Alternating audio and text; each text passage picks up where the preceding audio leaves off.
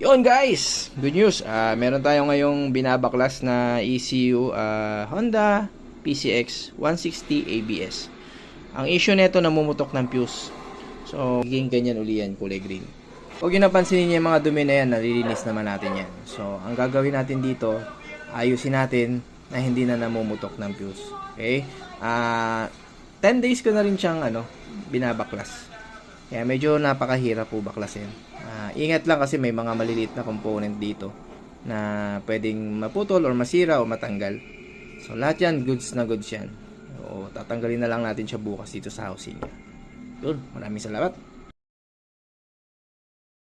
Yun guys, good news. Meron tayo ngayong binabaklas na ECU Honda PCX 160 ABS. Ang issue nito, namumutok ng fuse. So, magiging ganyan uli yan, kulay green. Huwag nyo napansinin niyo yung mga dumi na yan, nalilinis.